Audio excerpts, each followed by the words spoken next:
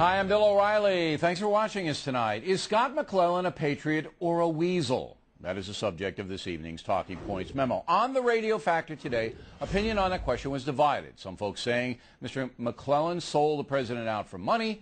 Others believe he is sincere in his dissent. But as Talking Points mentioned last night, that dissent was a long time coming. Just last April on HBO, McClellen was vigorously defending the Iraq War. It should be noted he was most likely writing the book at that time. Now, as we noted, also, Ari Fleischer, who was McClellan's boss, believes a publisher directed the book to be more negative, and McClellen went along. Fleischer says McClellen told him that.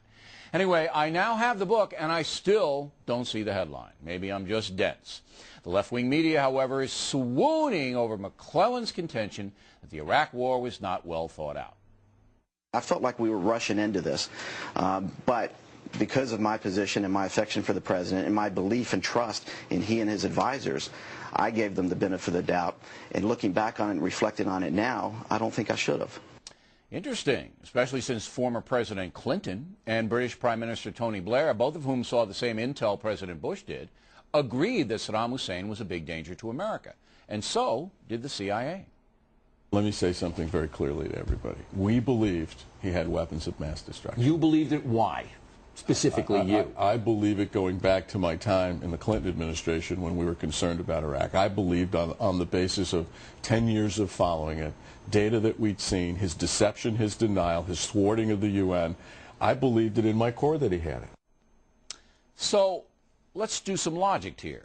Why wouldn't Bush, Clinton, Blair, or Scott McClellen, for that matter, believe George Tenet? I would have. If McClellen would have objected to the way the Iraq campaign was handled rather than the motives behind it, I wouldn't have a problem. But insinuating some sinister action by the president doesn't hold up, even though the far-left kooks love that. And that is where McClellen is living right now, in those very dubious precincts. That says a lot. Finally, on the positive side, McClellen does seem to understand the big picture behind President Bush's Iraq strategy.